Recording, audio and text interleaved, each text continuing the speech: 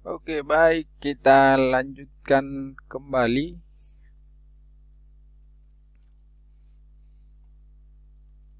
Ya.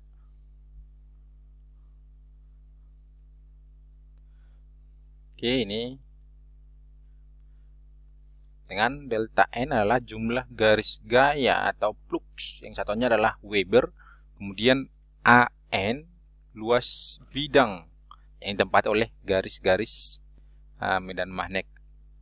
Itu satuannya meter kuadrat, dan E itu adalah medan listrik, satuannya Newton per Coulomb, dan E0 itu adalah permitivitas listrik yang nilainya adalah 8,85 kali 10 pangkat minus 12 Coulomb per Newton meter kuadrat gitu. Oke. Nah, kita mau melihat bagaimana kuat medan listrik yang berada pada sebuah bola. Nah, di sini bolanya itu adalah bola berongga. Ini delta N ya, luasnya ya. Kemudian ya, maka jumlah garis medan listrik atau delta N yang berasal dari muatan listrik tepat sama dengan besar muatan listrik Q itu sendiri, di mana delta N itu adalah Q. Oke, kuat medan listrik antara dua pelat sejajar. Ya.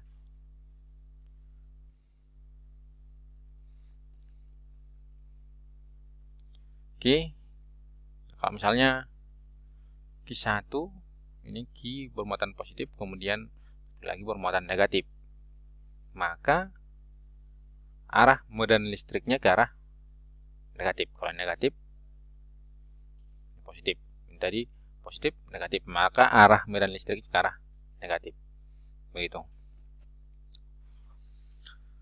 Jadi tiap satu satuan luas bidang yang ditembus garis-garis medan listrik secara tegak lurus sama dengan besar ya, itu ini E1-nya sama dengan E2 sama dengan E3. Nah, hal ini menunjukkan bahwa kuat medan listrik antara kedua pelat di setiap titik sama besar. Muatan listrik tiap satu satuan luas pelat didefinisikan sebagai rapat muatan atau disimbolkan dengan sigma.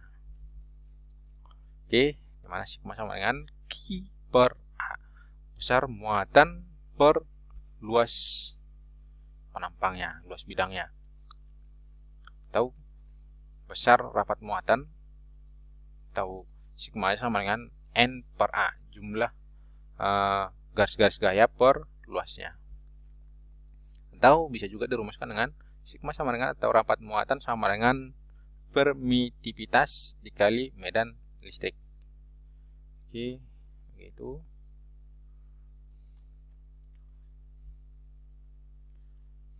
Oke, kita lihat contoh soalnya.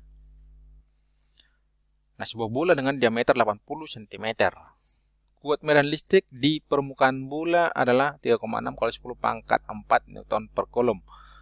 Nah, jadi pertanyaan di sini, hitunglah jumlah garis gaya yang keluar dari bola. Jadi ini kita anggap bolanya sebuah bola berongga. Jadi R-nya adalah setengah dari D, sama dengan 40 cm, kita ubah ke meter dalam satuan SI. Kemudian luas bidangnya ya 4 VR kuadrat, itu sama dengan 4V dikali 0,4 kuadrat sama dengan 2,01 meter. Maka medan listriknya di permukaan bola tersebut sebesar 3,6 kali 10 pangkat 4 Newton per Coulomb. Nah, oke, yang ditanya di sini adalah hitunglah jumlah garis gaya yang keluar dari bola delta N. E0 dikali E sama dengan delta N per AN. Ini dia gambarnya. Kita mau cari berapa jumlah garis gaya yang keluar dari bola tersebut. Ya, delta N sama dengan, dari persamaan ini, delta N sama dengan E0 dikali E dikali AN. Jadi besarnya adalah 6,4 kali 10 pangkat minus 7 Weber. Oke. Delta N sama dengan Q, dimana E sama dengan K dikali Q per R kuadrat, atau Q sama dengan E dikali R kuadrat medan listrik dikali R kuadrat per K.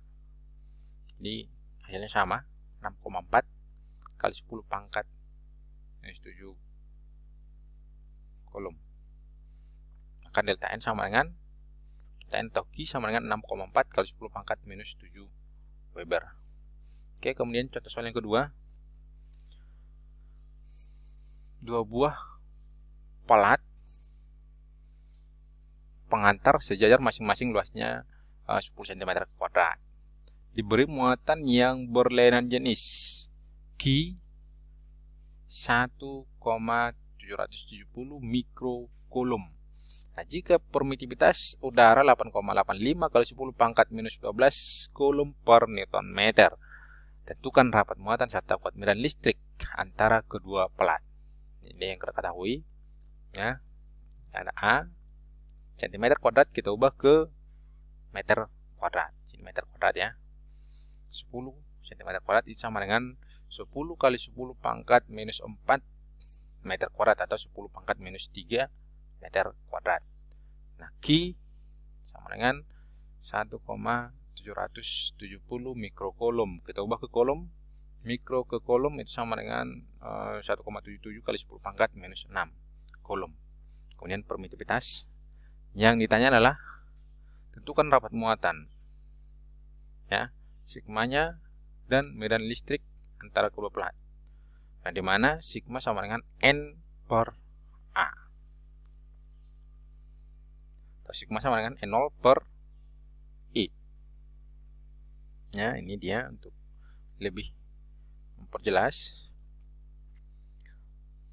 Alfa dikali sigma sama dengan Q per A, 1,77 kali 10 pangkat minus 6 per 10 pangkat minus 3. Hasilnya adalah 1,770 kali 10 pangkat minus 3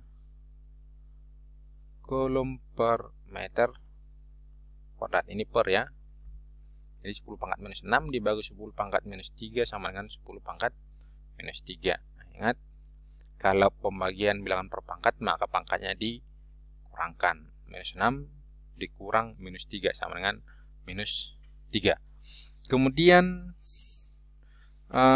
sigmanya, ya, besar sigmanya sama dengan N0 dikali E. Jadi E sama dengan sigma per E0. Jadi hasilnya adalah ini 2 kali 10 pangkat 8 Newton per Coulomb. Oke, ini penjelasan hukum Gauss lagi. Nah, jika muatan listrik di pusat bola positif, maka jumlah garis gaya listrik yang menembus permukaan bola besarnya sama dengan besar muatannya, atau N sama dengan Q. Kemudian yang kedua, jika permukaan tertutup tidak melingkupi muatan listrik, beberapa garis medan listrik yang menembus masuk akan keluar lagi, sehingga jumlah neto garis medan listrik yang masuk dan keluar bernilai 0. Ya, maksudnya kalau sini katakan jika permukaan tertutup tidak melingkupi muatan listrik, beberapa garis medan listrik yang menembus garis medan listrik yang menembus masuk akan keluar lagi, sehingga jumlah neto garis medan listrik yang masuk dan keluar itu bernilai 0. Nah, jika terdapat sejumlah muatan listrik positif dan negatif, maka jumlah aljabar muatan-muatan listrik itu bernilai positif Q. Sehingga setiap permukaan tertutup yang melingkupi muatan listrik itu akan ditembus garis medan listrik N sama dengan Q. Oke, baik, kita lanjut. Ini kalau tadi sudah kita bahas tentang medan listrik, sekarang energi potensial listrik. Medan listrik, kemudian energi potensial listrik. Nah, energi yang diperlukan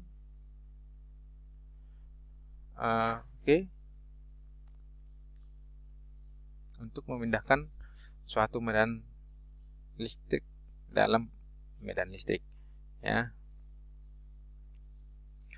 Jadi besarnya energi yang diperlukan untuk memindahkan dari A ke B, ya, dari A ke B adalah delta EP atau sama dengan usaha. Kita tahu bahwa usaha merupakan perubahan dari energi potensial atau usaha merupakan perubahan dari energi kinetik. Nah, di sini kita berbicara tentang energi potensial. Jadi usaha merupakan perubahan dari energi potensial atau usaha yang diperlukan untuk memindahkan muatan ini dari A ke B. Delta EP sama dengan minus F dikali delta S cos alpha. Jadi kita tahu bahwa W atau usaha merupakan besarnya gaya yang diperlukan untuk memindahkan sesuatu benda. F kali S, tapi bisa juga delta EP. Delta W sama dengan minus F dikali delta S cos alpha. Nah, delta EP itu adalah beda energi potensial listrik antara dua titik di dalam medan listrik. Yang satunya adalah joule. Jadi minus F adalah gaya kolom, delta S panjang lintasan perpindahan, yang satunya meter, kemudian alpha itu adalah sudut antara arah gaya dan perpindahan muatan listrik. Nah, jika asal muatan bukan dari A tapi dari tak terhingga, RA sama dengan tak terhingga dan RB adalah R, maka besar energi potensial listriknya adalah itu sama dengan K dikali Q aksen per R. Nah, kenapa jadi per R? Jadi energi potensial itu sama dengan F atau usaha merupakan rumusnya F kali R, F kali S. Jadi F-nya K dikali Q1 Q2 per R kuadrat dikali R. Maka hasilnya adalah K dikali Q1 Q2 per R. Nah, bisa 1 R-nya. Oke. Ini contoh soalnya. Sebuah muatan listrik memindahkan di dalam medan listrik homogen dengan garis gaya sepertiga V3N. Sepertiga akar 3 Newton. Itu maksudnya ya. Sepertiga akar 3 Newton sejauh 10 cm. Jika arah gaya bersudut 30 derajat terhadap perpindahan muatan listrik, berapa energi potensialnya? Oke, langsung. Jadi F-nya 1/3 kali akar 3 Newton. Kemudian delta S-nya 10 cm, kita ubah ke meter, 0,1. Maka delta IP-nya sama dengan minus F dikali delta S cos alpha. Jadi hasilnya adalah 1/3 akar 3 minus 1/3 akar 3 dikali 10 pangkat minus 1 kali cos 30 sama dengan setengah akar 3. Hasilnya adalah minus 5 kali 10 pangkat minus 2. Oke, jadi beda potensial listrik, ya. Artinya adalah potensial adalah energi potensial listrik setiap satu satuan muatan. Setiap satuan muatan, beda potensial juga disebut tegangan atau V. Jadi V, simbol dari beda potensial adalah V. Jadi V sama dengan delta EP per Q. Maka potensial listriknya, beda potensial listriknya K dikali Q per R. Jadi berbeda energi potensial listrik dengan beda potensial listrik. Kalau beda potensial listrik itu adalah delta EP per Q, W per Q, begitu. Oke. Nah, semoga video tayangan